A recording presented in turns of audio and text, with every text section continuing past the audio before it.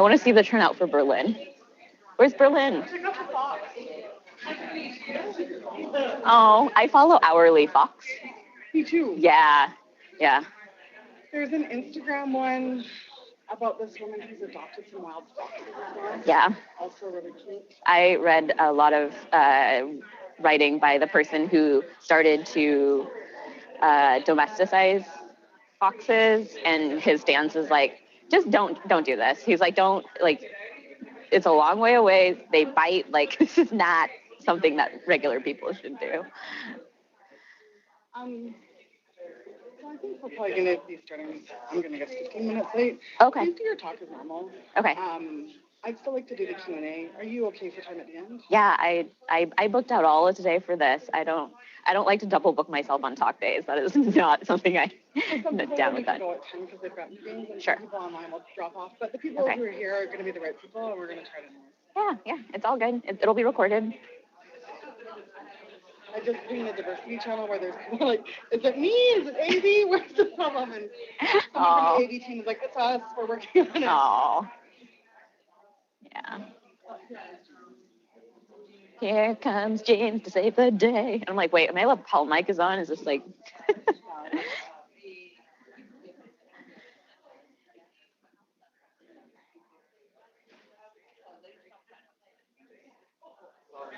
I'll be sorry. Working with the AV team, but let's see here. I feel so glamorous. Is this what Beyonce feels like when she has like a team of people that like do everything for her?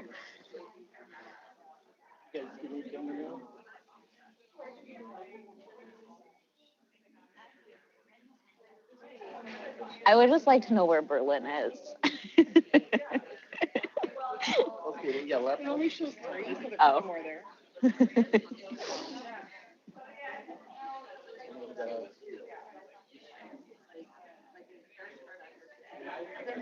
Well, what the option we have is to, you can present here, and they're just getting audio, so it would be audio with the slides. Not seeing her face? Right. But seeing her slides. Yeah. And would that be an option? I mean, then at least in this venue, everyone will be able to see everything. How do you feel about that? I guess I'm curious what the problem is. It was, it's having trouble with, first it was having trouble with sharing, and now it's having issues with the cameras, I should say, sending them to the far end so that everyone can see them. So the problem now is the camera? Okay, because I was going to say that there's an option on slides.com where you can there's a live link that will automatically basically advance the slides when I do. So they're basically seeing like a tethered version. Okay. So if that was helpful, that exists, but it's basically just a URL. We can, let me see if they can see your slides real quick. Can you see the slides?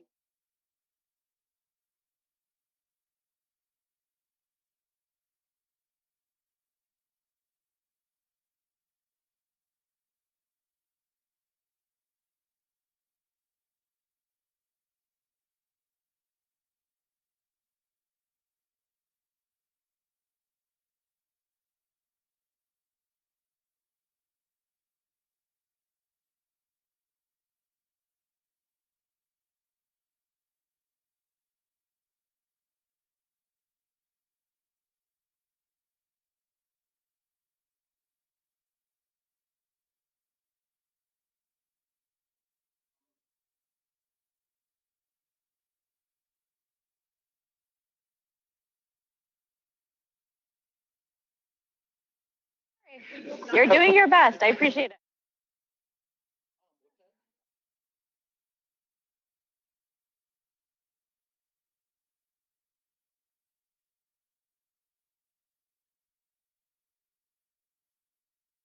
Okay, we're about to get started. Thank you so much, AV team, and thank you, James, and all the team I see on the Zoom call helping us troubleshoot this. Teamwork makes the dream work. Really appreciate you. And I appreciate everyone's patience here. I'm Tara Robertson from the Diversity and Inclusion team. My home office is Vancouver, Canada, and I get to think about culture and inclusion for my job. I would like to acknowledge that this talk is being held on the traditional lands of the Clackamas, Cowlitz, and Chinook people. And I'd like to pay my respects to those communities, both past, present, and future. On a personal level, I'm really interested in what decolonizing the internet could look like. So hit me up if you want to have those conversations. I am so excited to welcome Tatiana Mack here to Mozilla, who's going to speak on how privilege defines performance, a talk she first did at Perf Matters. I remember when I saw the slides go by on Twitter and I was transfixed. I think about these things every day for my job, but I hadn't seen anyone frame this conversation in quite the way that she does. Also, her slides are stunning. I emailed her that day to see if she would come and speak to us, and I think we're super lucky to have her here today. Tatiana recently spoke at JS EU in Berlin, and this Sunday she's off to CSS Camp in Barcelona. She's been to 33 countries. So Tatiana Mack is an independent American designer. Currently, she works with organizations to build products and design systems with accessibility and inclusion in mind. She believes that design heavily influences our social landscape. When ethically minded, she thinks that designers can dismantle exclusionary systems in favor of community-focused, inclusive ones. Tatiana uses she and they pronouns. So we'll be taking questions on the Pound Diversity channel on Slack. And if you're watching outside Mozilla, you can DM me your questions at Tara Robertson on Twitter. Please join me in welcoming Tatiana.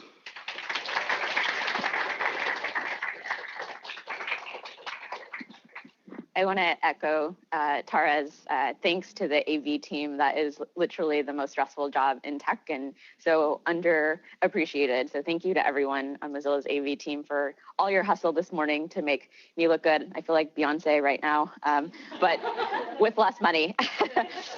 So I wanted to start with a little story about my career and how I got to where I am and all the career paths that I've taken to get here. So when I was in my teens and 20s, I was very enamored with becoming a journalist. I thought there were no more fascinating career than one where I could both tell stories about the ways in which sewer gates were made, why they were relevant, the impact on the people who made them, and also reveal the scandal of Watergate. A career wherein you could make a hero out of a serial killer, and a career where you could make a villain out of a 12-year-old Black boy. So journalism was something that I devoted my life to. I worked on the high school and collegiate newspapers, and I was very enamored with the idea of being able to take any idea in the world and to turn it into a story that people might care about. When I graduated into the recession in 2008, journalism was not a viable career choice. At that point, there was a little micro blogging site that you might have heard of called twitter.com. And there was just these really radical newspaper headlines like death of print. And we know now today that print hasn't necessarily died, but the landscape of journalism has evolved quite a bit, and that twitter.com influences very greatly everything from giving us some of the funniest memes I've ever seen to influencing our own presidential elections. But unfortunately, in 2008, I graduated not only with a journalism background, but also with a degree in environmental science and math. The career prospects for that, at that point, we searched for jobs on Craigslist, and the career prospects were maybe looking at fractal equations for ferns in the rainforest. I mean, I didn't really think through what my career was going to be when I picked my majors. So I did what I knew how to do, which was to design.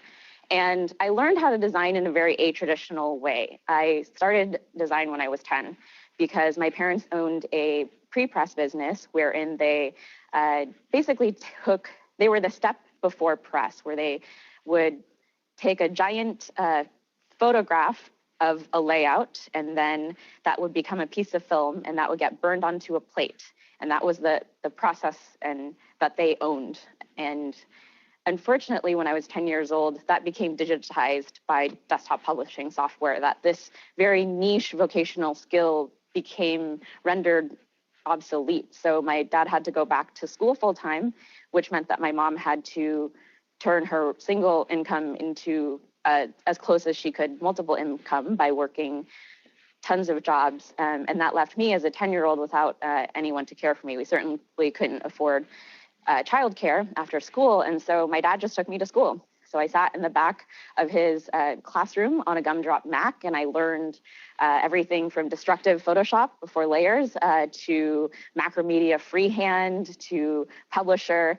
And I just love to troll React bros and tell them that those are the newest technologies that will create them automatic semantic React components and that they better watch out for their jobs. But I took those skills and I created all kinds of things. I emailed every single person in my database and said, how can I help you with design? I made belly dancing posters. I made small websites for single origin coffee shops. And I just hustled. And I found myself at a agency where I worked for 5 years. I grew a team of 2 designers and integrated it into 26 designers, developers, content strategists, and writers.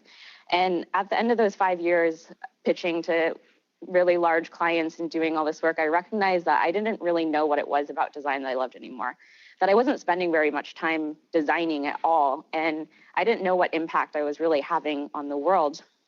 And so in my current decade, what my mission is to be a good activist and to contextualize what it is that I'm doing. When I got burnt out at that career, I basically quit everything. I quit my job, my relationship. I packed everything into storage and I backpacked around Europe for 4 months, which my mother is terrified about still to this day. It's not the Asian American dream. She was like, so options are doctor, lawyer, what are you doing? But I wouldn't trade this career path for anything. Like, I have been applying to jobs since October 2017 to no success. And I think a large part of it is because I have a very atraditional background, that my all the skills that I've gained don't read on a resume the way that all these companies would like them to. But this is what it taught me. Journalism taught me to seek. It taught me to seek out stories that weren't being told from people that weren't getting to tell them. Design taught me to look at the problems and to understand the complexity of the problems and to identify solutions and iterate on them. And being an activist taught me that justice for some doesn't mean anything. We have to seek justice for all. And so at 33 years old, I know that my life's work is to seek solutions for justice. Hello, my name is Tatiana Mack, and I'm here to talk to you about how privilege defines performance. So I first gave this talk at Perf Matters, which is a very technical web performance conference, and Estelle Wheel is an amazing organizer, and she put me after Adi Osmani. For those of you who don't work in web perf, he's basically like the prince of web perf. So there was all these people there who were just gushing over him, and she put me, really a first-time national speaker, behind him. So thanks, Estelle. But I knew that in order to resonate with the audience, that I needed to tap into what was being taught there. And a lot of the work that we do in activism and in advocacy is not considered technical, and I'm here to challenge that. So I wrote a plugin. This is 2.1. That's how versioning works. It's still in beta release because we are testing it. So stable enough to test, I guess. So with any new piece of technology, you have to agree to some terms and conditions. And the terms and conditions of my talk are that I'm going to be talking about things that aren't often talked about in these spaces. And a lot of what I'm about to say might make you uncomfortable. And that's okay. I'm not asking you to do anything with that. I'm just asking you to take that discomfort, to sit with it, to reflect upon it. And you don't have to do anything. Like I said, it's just about accepting that this might make you uncomfortable and recognizing that your discomfort might mean that there are people around you who feel that discomfort every single day. So be grateful that this discomfort for you is temporary. All right, so when we think about privilege, I think a few faces might come to mind. We might think about my girl Regina George from Mean Girls, or maybe Jordan Belfort, the Wolf of Wall Street tycoon played by Leonardo DiCaprio. or Moira Rose, the eclectic maternal figure in Schitt's Creek. But privilege isn't just reserved for fictional characters. It's very much an element of reality with our girl, Kim K, in Keeping with the Kardashians, or this piece of work. And our own tech darling, Mark Zuckerberg. I don't know if that's actually a deep fake of him or the real thing. And if anyone can teach me how to identify a deep fake, I'm still not sure I know how, and I'm not sure he does either. So when we look at privilege, I think that it's helpful to look at the definition. I think when we were looking at those pictures, we might have thought, oh yeah, those people are privileged, binary, Boolean. But privilege is actually this idea that there is a special right, advantage, or immunity granted to only a particular person or group. So it's associated with a specific characteristic.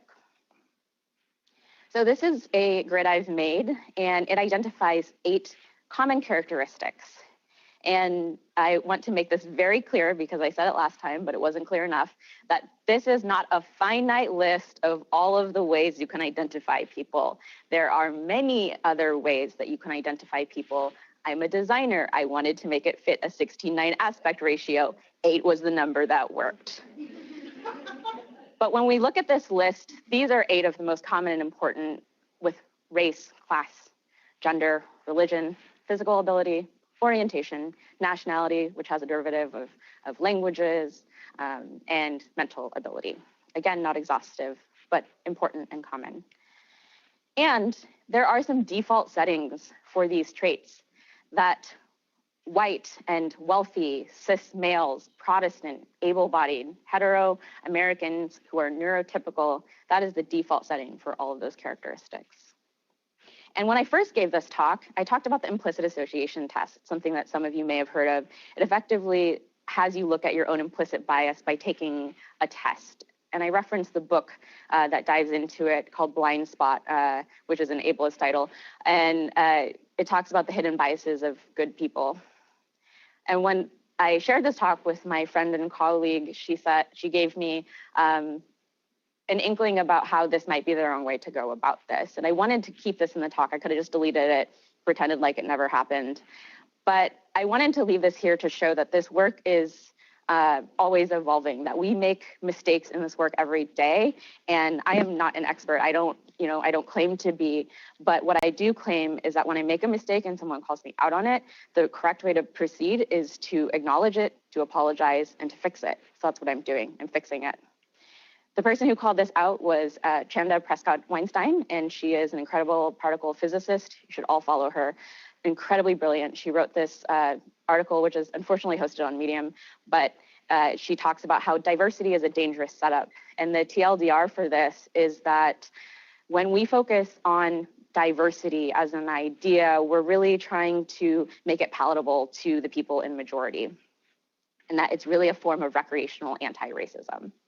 I won't try to summarize her too much because I think it's really worth reading this in long form and taking in all of her findings. She assesses the very book that I once suggested. So when I told you that the default settings were white, cis, hetero, American, neurotypical, able-bodied, Protestant males, this isn't random that those are the default settings. And in fact, is that this is systematized. And that is why it's so important that Chanda's call out be acknowledged here. And the default settings are a result of the white, supremacist, capitalist patriarchy. That is a term that was coined by a Black feminist named Bell Hooks. And she coined that term because she recognized that the systems of oppression that she experiences are inextricable from one another, that she just merely experiences oppression as a whole. People would ask, well, is it because you're Black or is it because you're a woman? And to her, they're not separable.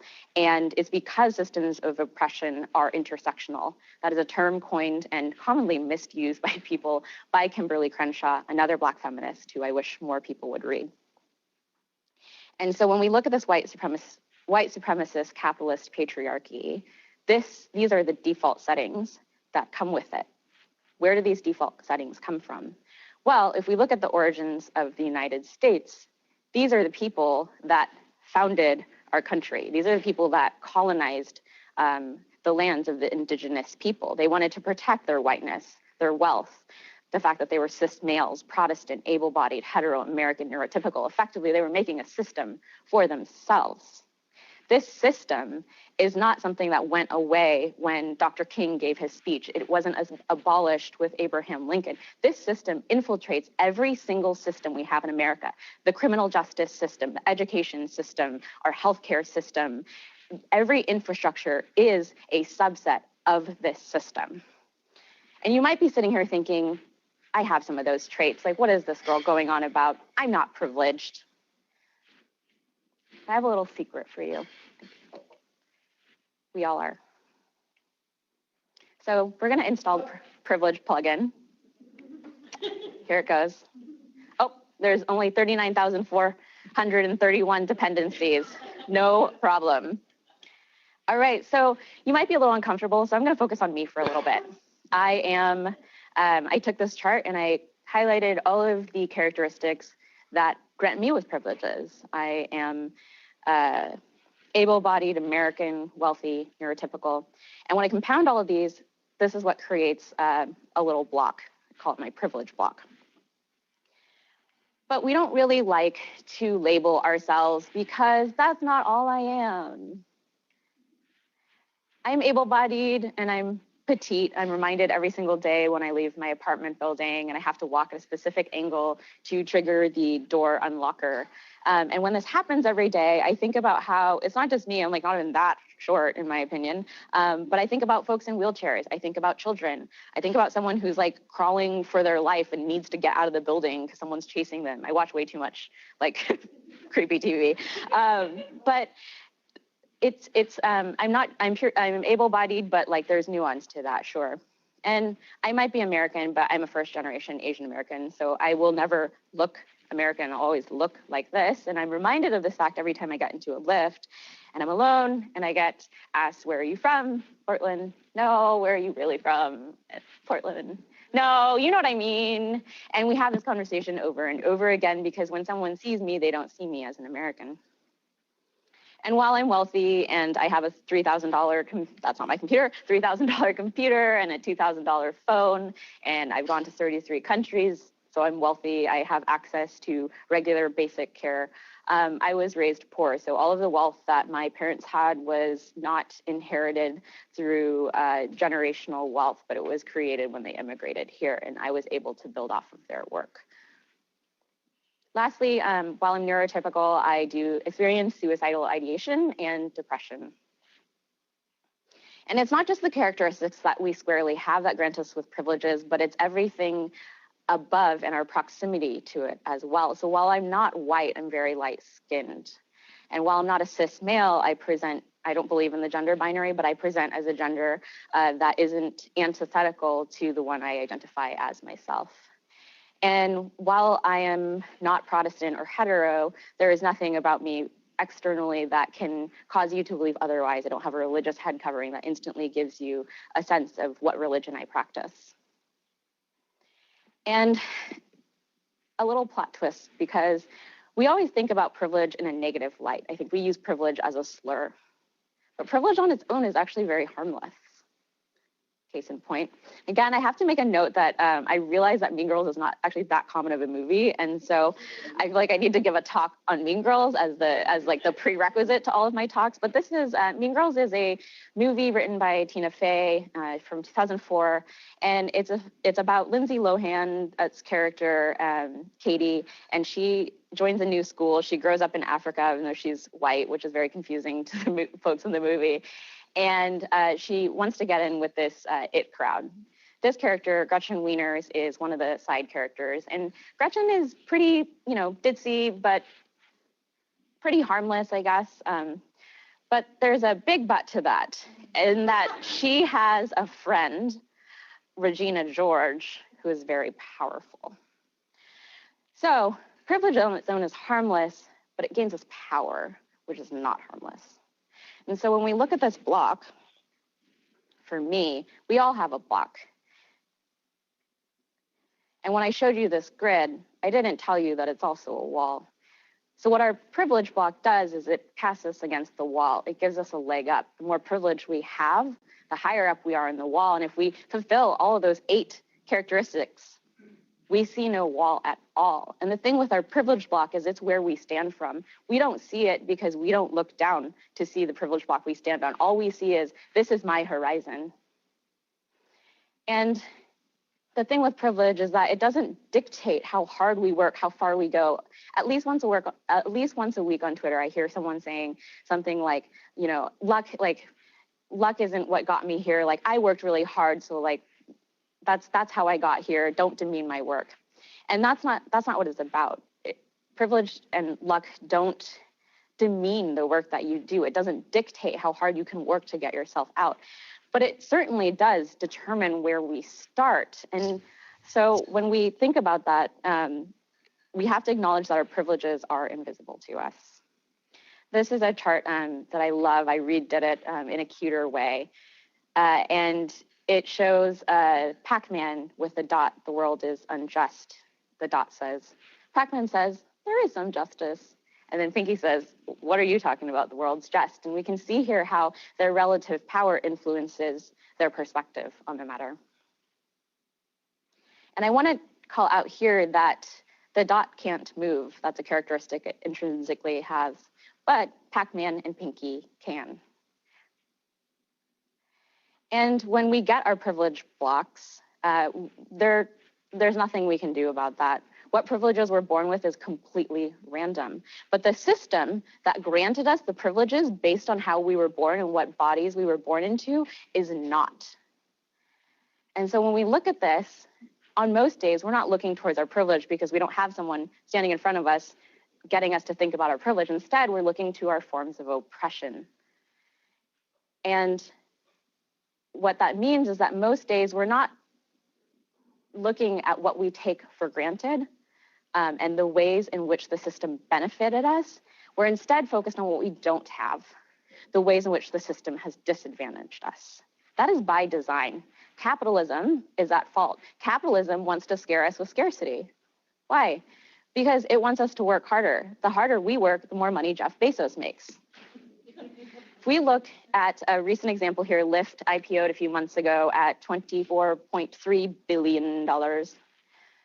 And this is Logan G. I like to call him Logan Green. And he is valued at a cool $760 million, basically doubling up from $380 million. And this is our average Lyft driver, which I Googled average Lyft driver, and this is what came up. This is not your average Lyft driver, especially not in Portland. This average Lyft driver, based on a study done by MIT, makes an average of $3.30, which is less than federal minimum wage. If you do the math, for 52 weeks a year taking no vacations, you are going to make $7,000. So if we believe this idea that if we just worked harder and we just didn't think about all the ways in which we were oppressed, then we too could change our $3.30 an hour careers into $760 million, right?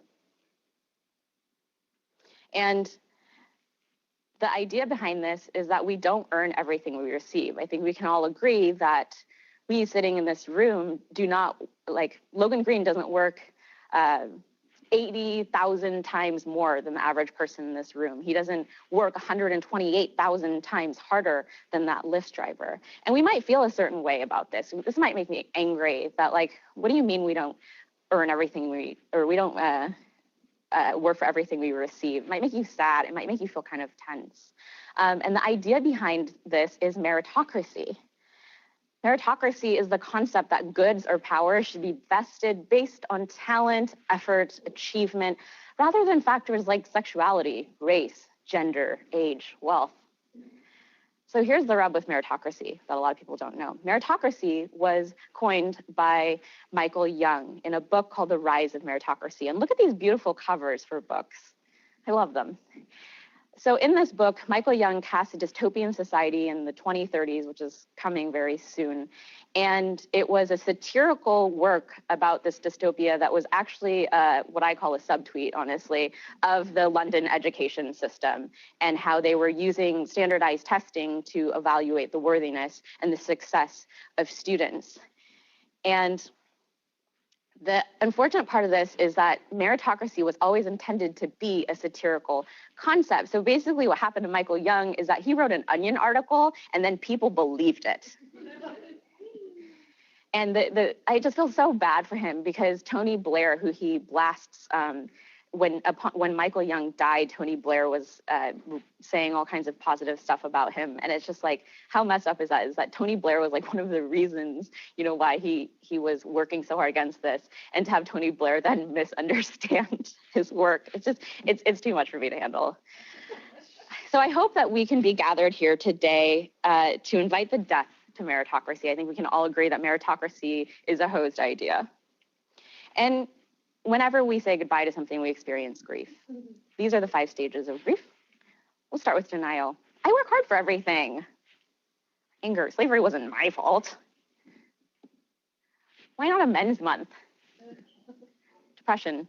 I hate my privilege. To acceptance, which is where I hope we can all arrive, maybe not today, but soon, which is that privilege isn't my fault, but it is my responsibility. And the great James Baldwin reminds us that nothing can be changed until it is faced. So when we look at our privileges and we understand the power that they grant us, that's not all. Gretchen Wieners has another set of friends, Katie, who represents bias, and Karen, who represents ignorance. And so while privilege gains us power, ignorance hides our bias.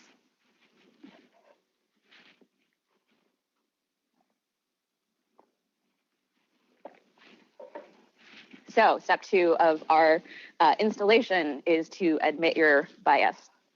Our dependencies have gone down or up to 43,231.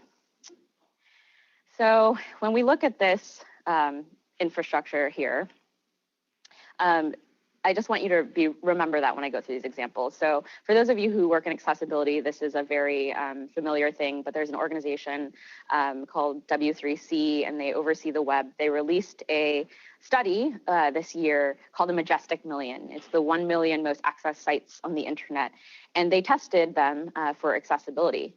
These are the results. They're very harrowing, and the study is worth reading, and if you want to check out some of your favorite websites, I highly recommend it. But what this graph says to me as someone who focuses on accessibility is that the most impact we can make is actually some of the least complex solutions. Low contrast, missing alt text, empty links, those are things that can be implemented by people that aren't necessarily even developers. That in many sites, those are baked into CMSs. Low contrast is something that there are ample tools to test. So this isn't a result of lack of knowledge, this is negligence. And there's a reason why so many sites fail. The average site has 69 errors, and most of them, as you can see from this chart, are things like low contrast, missing alt text. The reason for this is because we fixate on the able-bodied and neurotypical experiences. So it works for us, works on my machine. So this year, something I'm trying to do is hack the airline miles system. I'm traveling a lot, which I'm very privileged to do and grateful for due to my talking or speaking. There's a difference. When I look at all of the airlines as I was, signing up, I noticed something. Here are the drop downs for gender. They all list, the common trait they have is they all list male and female. And male comes first in all of them. Shout out to, I think that's Delta that added unspecified, which I take issue with that terminology, but they used an X, so that's cool, and then undisclosed, so at least they separated those. But they all list male and female in that order, and I thought, well, why? And of course, like being in this industry, I try not to just like outrage immediately, so I tried to logic through it. Is it because there are fewer characters in male and female, so they were going in like the amount of characters? Or is it religious? Is it because God made Adam and then Eve?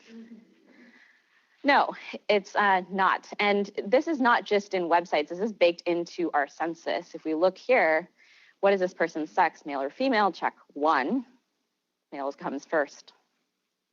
And this was just yesterday. I was working on some prototypes for an app, and this is a plugin for Framer X where you can automatically generate avatars. What's happening here is there's a toggle for gender of true and false. You'll notice true is associated with male presenting folks, and false is associated with femme presenting folks. The reason for this and all these things is because we center the cis male experience. This is a video of someone trying to get automated sensor soap, and they can't because their hand is dark. And this GIF continues in longer form where they take the napkin next to them and put it under, and it works. Self-driving cars are more likely to hit Black pedestrians than white ones. This is a camera. This woman, Jaws Wing, bought a camera for her mom, was testing it, and it had a blink sensor. And she's not blinking, as you can see. And that's because we center the white experience. This is a little hard to see, but this is the developer tools of a browser. I won't say which one. And it has phones like Galaxy, iPhone, a couple Microsoft phones, the Pixel, of course, tablets. It has iPad, Kindle, and then standard laptop and television non-branded sizing. But the reality of the world is that many people aren't on those high-end devices. Those devices are thousands of dollars. Many smartphones around the world are only hundreds of dollars. And there are brands that are very well represented in Africa, in Asia, like Huawei or Tecmo. These phones are ignored in our own browser testing. So we're not testing for these phones. We're ignoring entire continents. And that's because we center the American experience. Silicon Valley is in America. And so what we call out here, and when we're looking at this, is a failure to assess ranges at a scale, right? Like at some point, people made decisions and they made ranges as to what was sufficient contrast, what was the median skin tone they needed to worry about, and what cost of devices was relevant. And they missed a part of the picture. And that's because they picked a narrow range that reflected them, because our worldview is in fact narrow, and that we deny our subjectivity. We hate being called out on this, and we love to hide behind math. When we look at the ways in which we define our design systems and the way we define our products, we use words like usable and unusable, or in the case of the door frame for my apartment, the ideal range of 5 feet to maybe 5'11", or in web performance, we determine time to interactive, fast as being 10 milliseconds, slow as being 2 seconds, or 1 mile versus 10 miles for distance that someone can travel. And sometimes we abstract these terms into more conceptual ideas like hard and easy, or tall and short, fast and slow, far and near. And we have to recognize that in doing so, we're looking at the neurotypical, able-bodied, wealthy experience. I just love this tweet because it just shows how we think that algorithms are objective. Ryan Saavedra talks about socialist Alexandria Ocasio-Cortez and claims that algorithms which are driven by math are racist. And I love keeping this in here because when I last gave this talk, someone said that I was a commie like her, and I was like, thank you. I really wish that Ryan Saavedra and the person who called me a commie would read these 2 books, Algorithms of Oppression and Technically Wrong. They will tell you how algorithms are not in fact objective, and how algorithms are decisions made by biased humans like you and me. And we are the humans in this room who define the viewport for the world. We define the viewport, and inside of that viewport is the grid I showed you. This is what we focus on. Even though I'm not many of these things, this is the experience that I always make sure to protect when I'm building these design systems and products. And when we look at our privilege blocks against this, we recognize that our position is not absolute, it's not objective. Our positions are relative, that we have to contextualize every single absolute with a relative. So we're making rules in our systems. We have to recognize that they are going to be defined by the collective bias of our teams, and that there is going to be stuff that we miss. And so instead, if we look at our position relative and see that we all have relative positions, that's when we can start to identify better solutions. So step 2 of the plugin is to lessen our ignorance. So this is the viewport that Squarely is focused on all the time. And I hate this term in design, and if you're a designer, forgive me for using it, but we need to be aware that we're focused above the fold. And we have to have a curiosity for what lies beyond that viewport. And to start, we can look at consuming media that doesn't center our own experiences. So a little story, when I saw Bao, I was in a theater, and after it was done, I was sitting there and I heard whispers around me of like, that was so weird. What was that even about? Like, what a weird movie. And people were laughing at it. And I was sitting there crying in hysterical tears because it was the first time I had seen something that represented my own relationship with my mother. And if you haven't seen it, I highly recommend it. I won't spoil it for you, but it's about a mother and child and their relationship through making dumplings.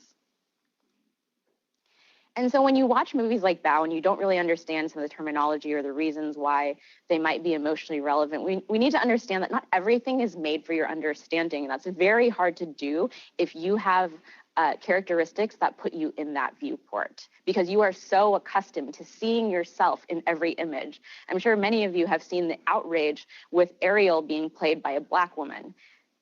A lot of folks on white Twitter, that's a redundancy, on Twitter are really upset that Ariel is not a blue-eyed, red-headed woman. And I just think it shows us how it's totally fine that I grew up my entire life only seeing Disney princesses who were white until Mulan, and then I didn't even resonate with Mulan, and that was like my one shot. So I think it's important to know that, like, if you're outraged by something like that, think about how it might be the result of you being so accustomed to always being accommodated. I'm going to do a hot take on empathy here. I know we love to use this term. We love to say that designers and folks in the tech industry need to breed more empathy, but I have a word about that. Empathy is a scam. Because empathy is the capacity to understand or to feel what another person is experiencing from within their frame of reference, the capacity to place oneself in another's position. Y'all, we can't do that. Like, I don't know what it's like to be a trans woman. I don't know what it's like to be a young Black man. I don't know what it's like to be chronically ill.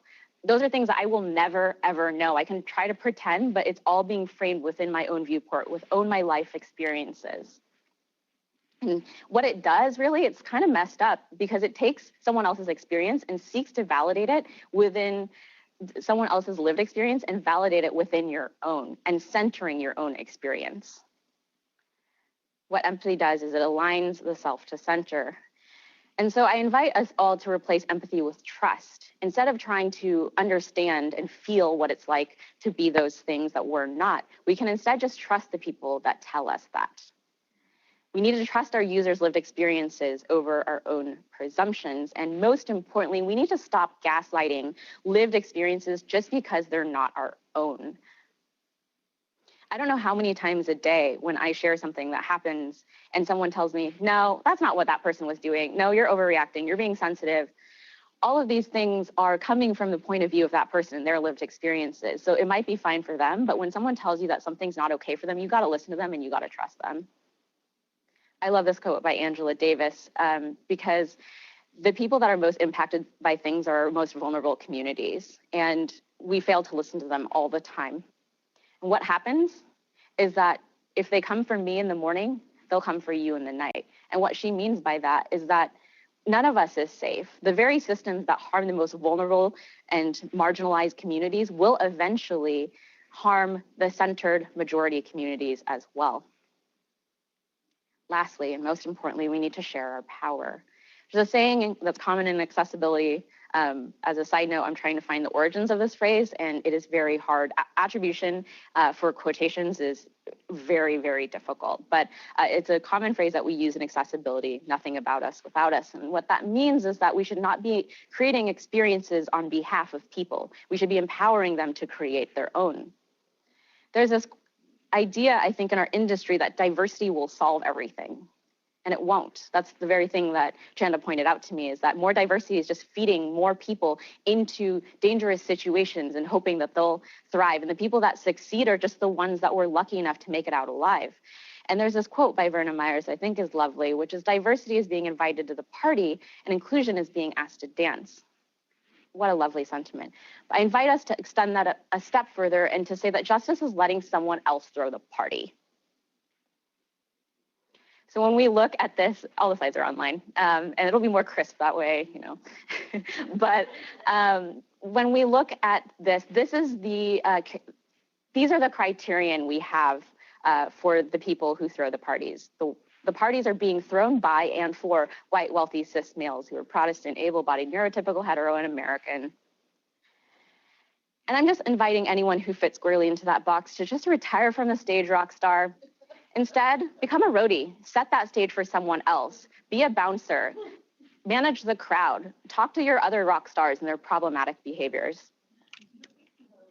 Hand over the keys to queer, disabled, trans, immigrant, Muslim, Black, Indigenous women of color. And I mean women in the inclusive sense, not in the turfy, trans exclusionary, radical feminist way. Trans women are women. And we must learn to lift as we climb. It does us no good if we all keep fighting this and we don't lift everyone around us, because that's how we got into these oppressive systems to begin with. That the people that founded this country and the people that created the concepts of whiteness and blackness and race didn't lift anyone but themselves, and tried to get the people that weren't lifted to fight with each other. So again, Angela Davis with more wisdom, as we must learn to lift as we climb. And so what if we just did this? What if we just took all these characteristics, instead centered poor, Black, Muslim, trans women who are disabled, queer, and non-American and neurodiverse? Would that solve the problem?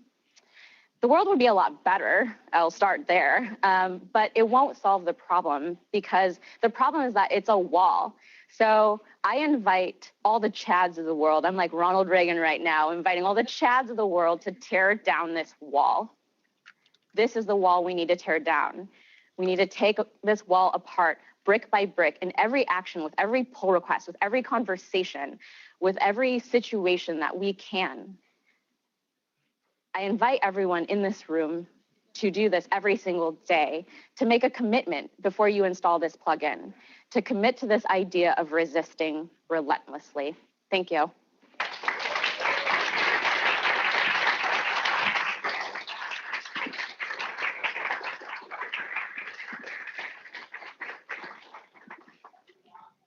Wow, that was amazing. Thank you so much. Before we go into the Q&A, I know some people have to go to meetings. We're going to probably go for another 15 minutes. We're going to try an experiment. So I'm going to give you about 3 minutes to chat with someone next to you. And I'm going to put up a slide about kind of criteria for good questions. And in pairs, we're going to peer review each other's questions, make some awesome questions, and then do a short Q&A. So you got 3 minutes to talk to someone by you.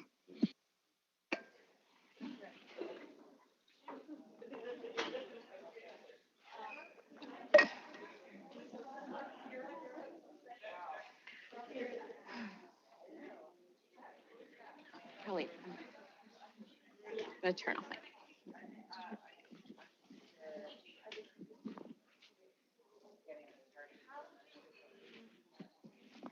You're so sweet. See you soon. Bye.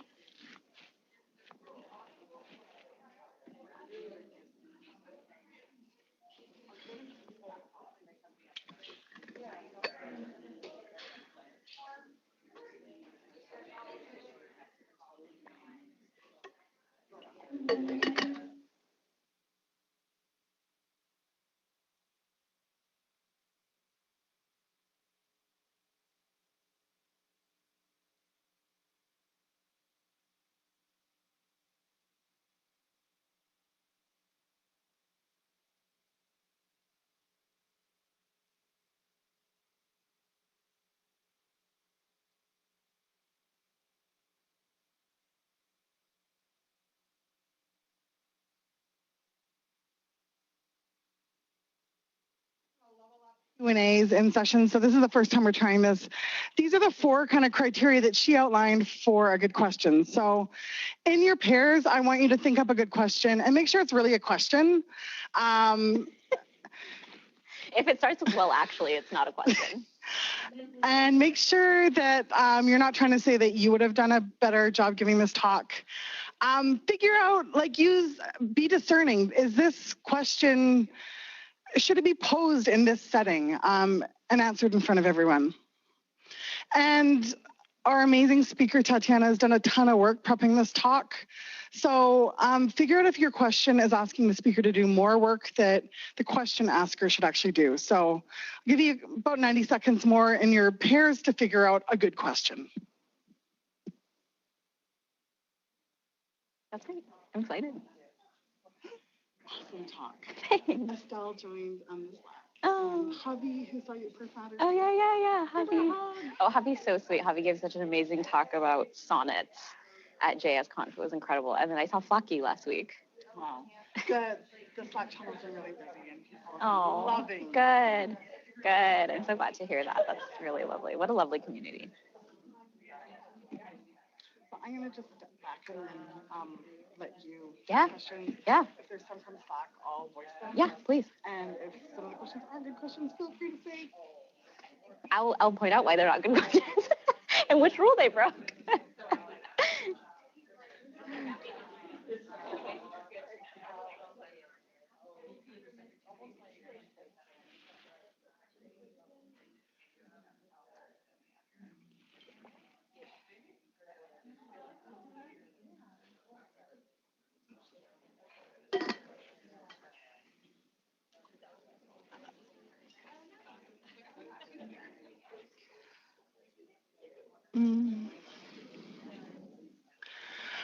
Okay, so I'm going to bring everyone back now, and I'm going to open the floor for Q&A.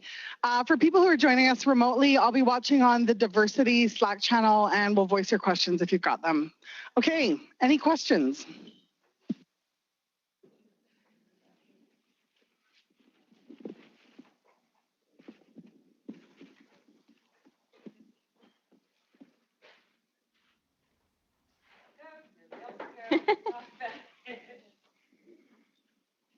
First of all, I just want to say thank you so much. It's a really excellent talk. And I think that I'm in marketing, so I'm gonna say the CTA, the call to action that you had at the end of this is super powerful and was really great.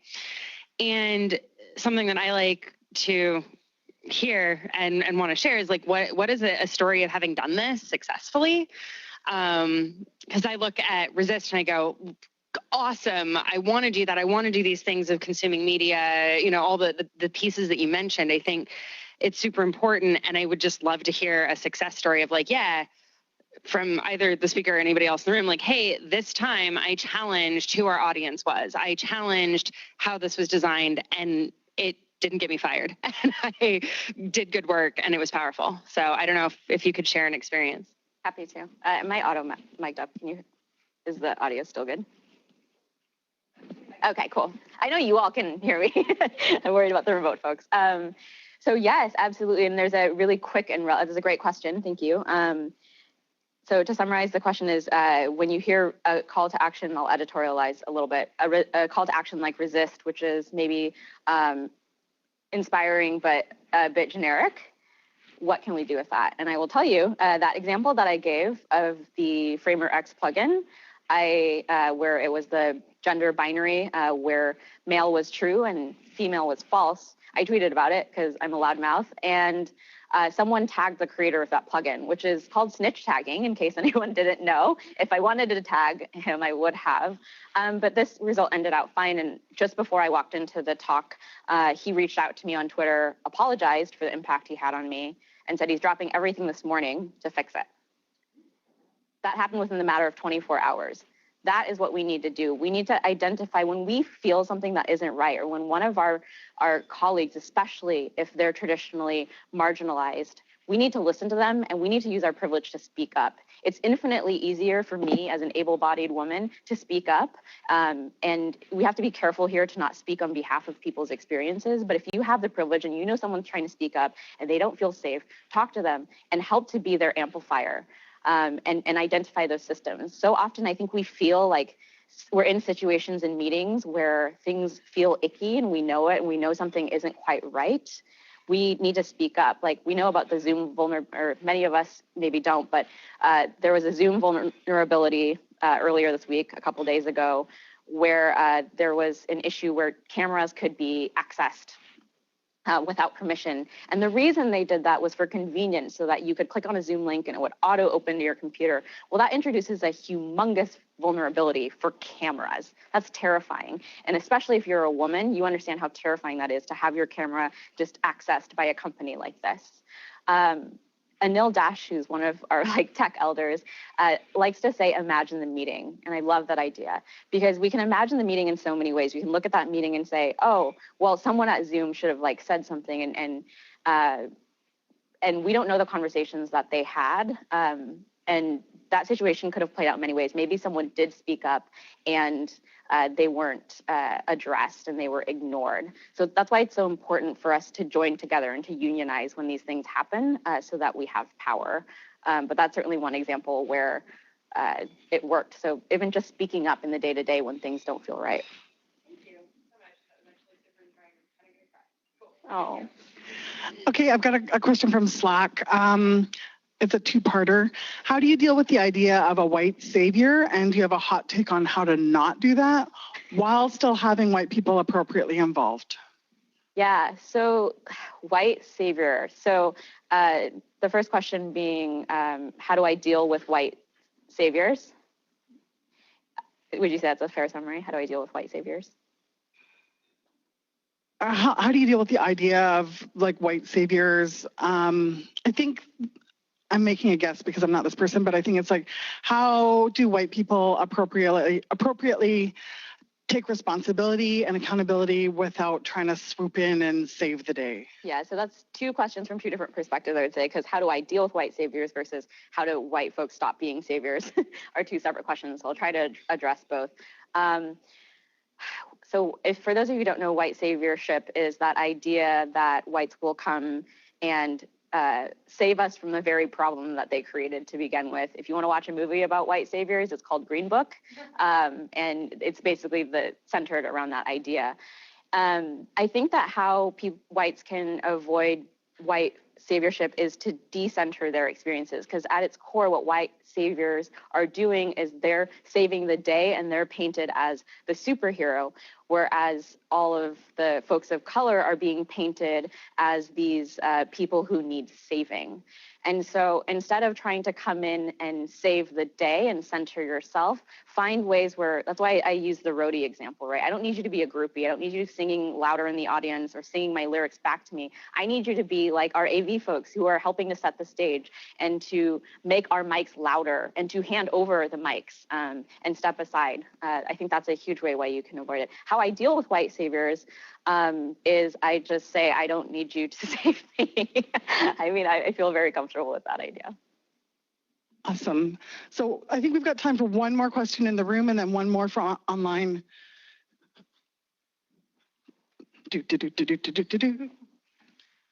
So the one thing in there, I liked your talk a lot, and I think the one thing that kind of rang true in my own experience is I'm an engineer, and so for me, understanding anything is super important to me. And so when you said that, don't try to empathize, but trust. For me, I come from my own experience where I'm like, I get that you can't empathize with someone whose background you don't share, but at the same time, I also feel that I don't want to just trust something that I'm just given. And so how do you adjust to that? I mean, how do you adjust to that? If that makes sense. Because I want to understand, but I also know that that's maybe not possible. So what do you do in that situation? If maybe the answer is to just trust, but I also find myself uncomfortable with that. Totally fair. Then I challenge you to instead to use that skepticism towards the contrapositive instead. So instead of trying to build trust where you can't for the people who are experiencing the non-centered experiences, why don't you use that skepticism to look at the systems that you don't question every single day? Question the defaults. If you're like, I don't trust things, yeah, why is mail first? Look at all of the embedded systems and use your distrust in those instead of distrust in the minoritized and marginalized experience. That's how you can use your skepticism. Okay, last question from Slack. This person's curious about the feedback you get to your presentations from people in the US versus a more global audience. Can you speak to that? Yeah, I think it's interesting because I always, when I give talks internationally, which I've only really given one international talk in Berlin, and I'm headed to a few more this year, I try to recognize that this talk does have a strong American bias. I think that what the feedback I've heard from folks is that race just plays out in a different way, and I'm talking about folks of color primarily, that race just plays out in a different way. That I spoke with someone who told me about how race I think in Malaysia, there's like laws that make it such that racism is just explicitly described, right? So everyone recognizes that like Chinese folks in Malaysia are deemed as like second-class citizens. That is embedded into the law. So by it being explicit, then it is, there's no question about it. In America, there's constant questions about it. I get asked every day, like, well, how do you know racism exists? So I think that it contextualizes racism into the cultural ways in which it manifests. But I think mostly the feedback is there's nuance to my talk, but that the general ideas of oppression still reign true. Aw, thank you so much. Big hand for Tatiana. Big hand for the AV team and James. Woo! Thank you so much. And thanks everyone for coming. Tatiana, you're staying for lunch, right? Cool. Bye everyone.